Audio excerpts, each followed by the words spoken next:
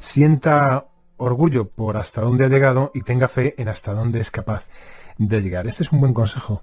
Sí, primero porque creo que hay una falta tremenda de agradecimiento hacia nosotros mismos por lo que hemos logrado, por lo que hemos trabajado, por lo que hemos luchado.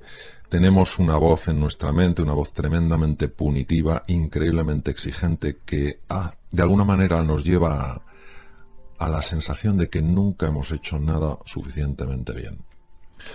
Ese reconocimiento, ese agradecimiento, esa felicitación a nosotros mismos, creo que no tiene nada que ver con la arrogancia y sí con el sano orgullo. Y por otro lado, creo que hay un elemento que es clave, que es el elemento de la fe. Y el elemento de la fe no lo voy a definir en absoluto desde una perspectiva religiosa, aunque sí voy a utilizar dos autores, obviamente que tienen, que son de perfil religioso. El primero era Santo Tomás. Santo Tomás dijo: nunca creeré hasta que no vea. Y San Agustín de Hipona dijo: nunca verás hasta que no creas. Yo creo que es la diferencia. Es decir, la fe es la capacidad de ilusionarte, de soñar, de creer que algo es posible y actuar como los que creen que ese algo es posible. En mi experiencia, desde un punto de vista general, empiezan a manifestarse en tu vida, a lo mejor no las cosas que quieres, pero sí las cosas que necesitas. Al parecer, no nos gustan los cambios, no nos gustan los imprevistos, porque no tenemos vocación de explorador, dice usted. Parcialmente. Hay una parte del ser humano que sí tiene esa vocación de explorar.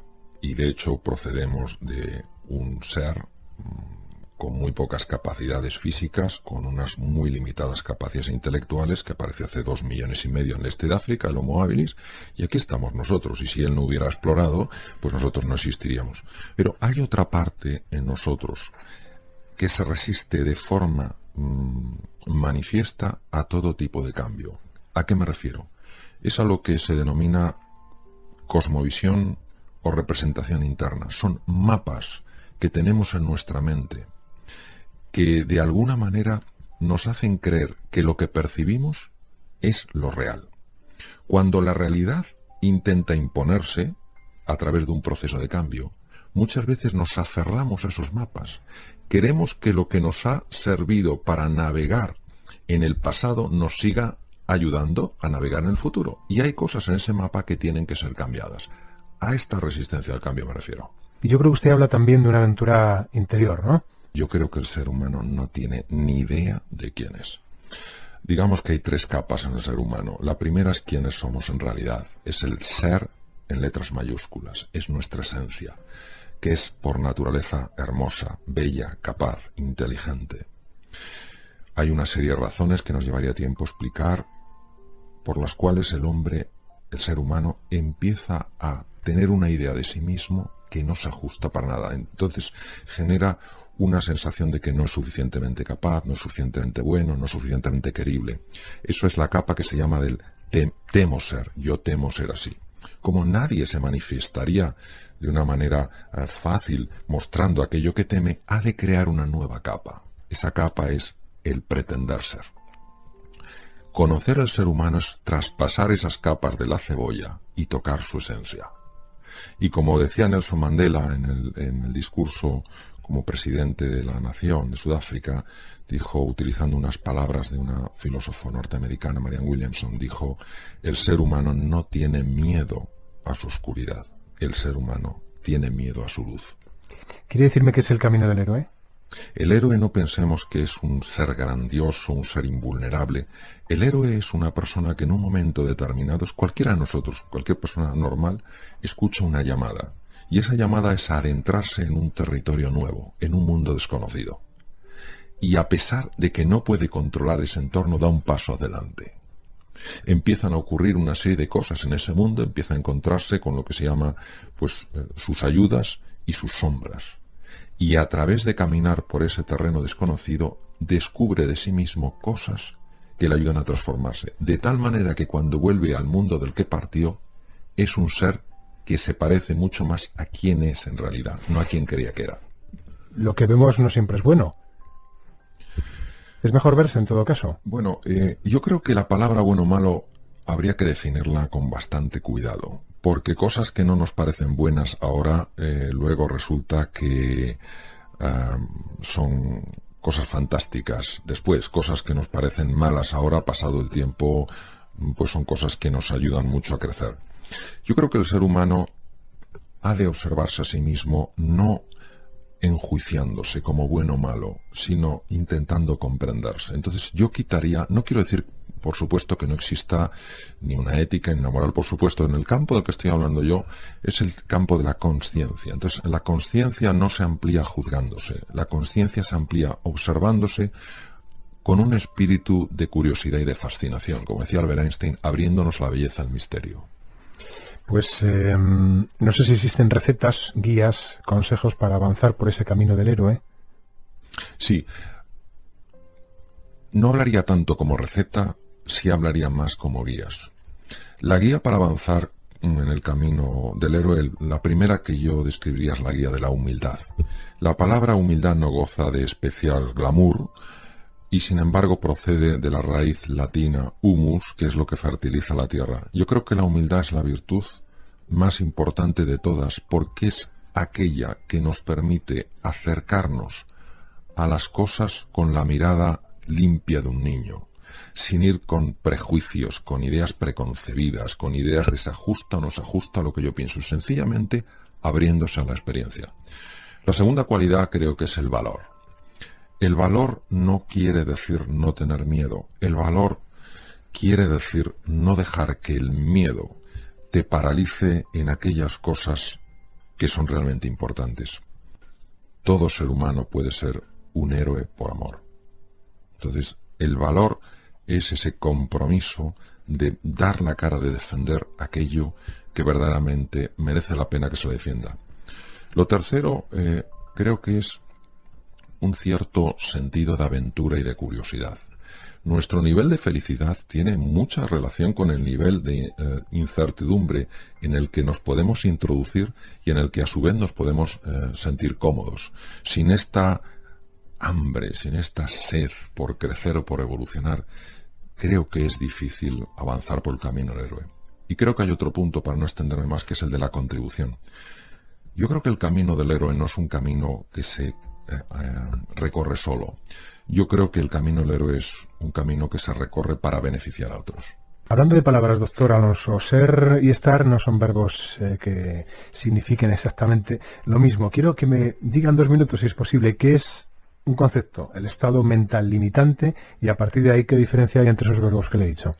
Un estado mental limitante es una situación que origina en nosotros que recursos, aprendizaje y experiencias que tenemos y que nos pueden ser tremendamente útiles para resolver exitosamente un desafío no lo podamos hacer. Un estado mental limitante es una situación en la que el pensamiento, el cuerpo y los sentimientos están generando un caos interno que evita que seamos eficientes.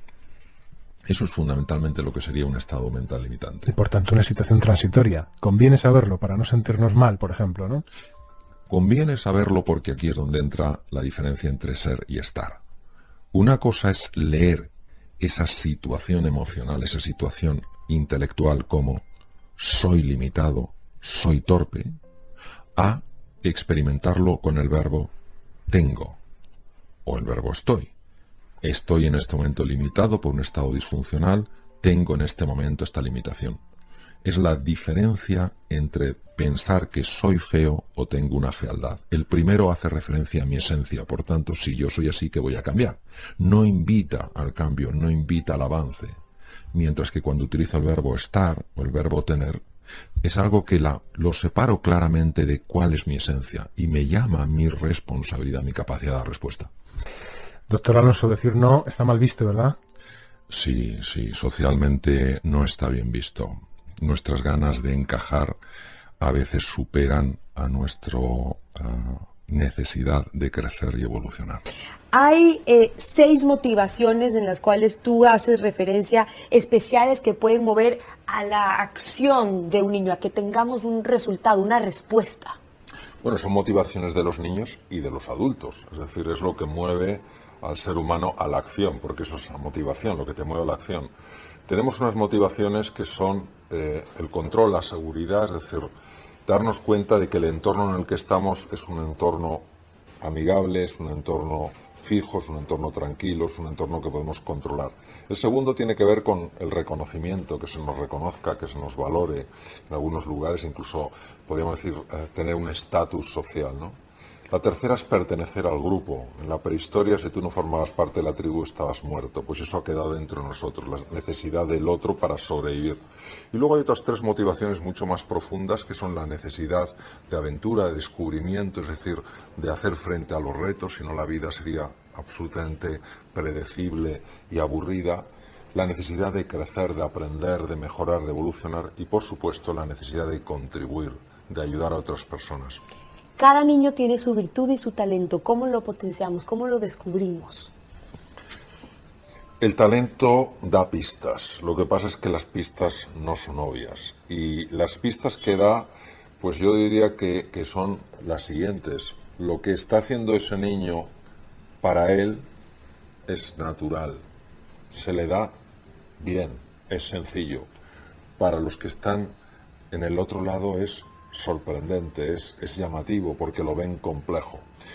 Cuando ese talento tiene un impacto a nivel social inmediato, todo el mundo dice, bueno, este niño llegará lejos en la vida. Cuando ese talento no parece que tenga tanto impacto a nivel social, pues entonces se piensa que es, bueno, que es una persona con un talento reducido. Recordemos que la persona que más patentes tiene en la historia, que es Thomas Alva Edison, pues fue un niño que se consideraba que no tenía talento. Es más, le dijeron a la madre que lo sacara.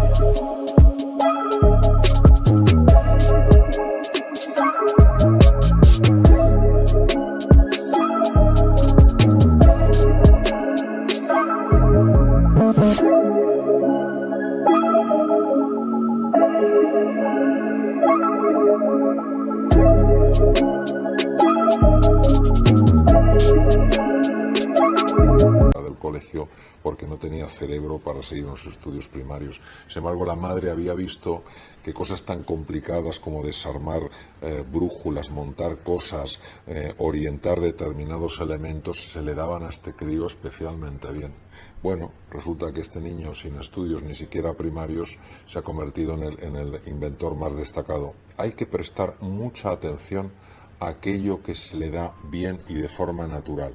Y no pensar que porque de entrada no tiene eso un encaje social o no es valorado, no pensar por eso que ese talento no vale.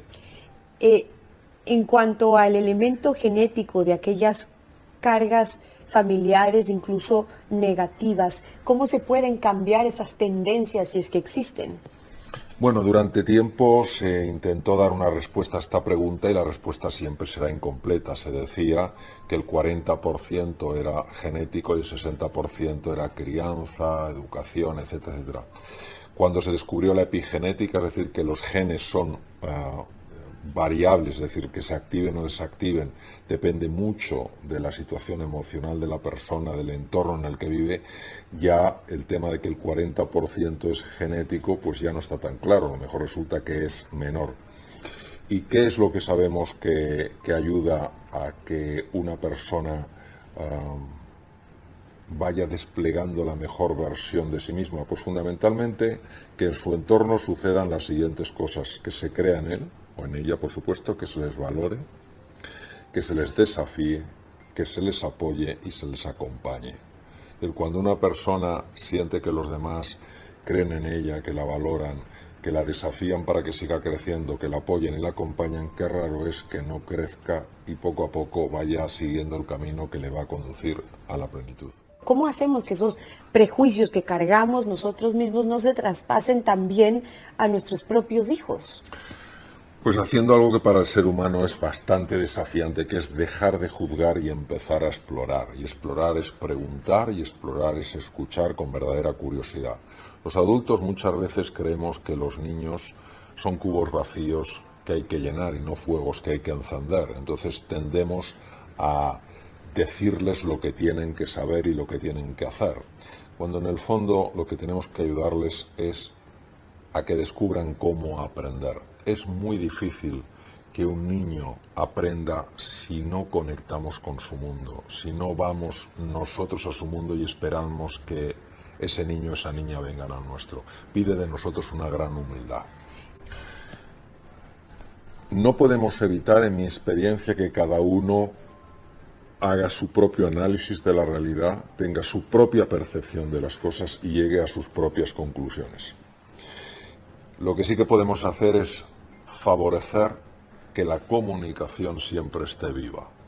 Es decir, si yo tengo una visión radicalmente distinta de las cosas a la que puede tener un hijo mío, pero en lugar de descartar, desacreditar su visión porque es distinta a la mía, yo procuro generar espacios de conversación, de comunicación, donde verdaderamente quiero entender su mundo, entonces se puede encontrar una conexión y lo que era lo uno o lo otro se convierte en lo uno y lo otro.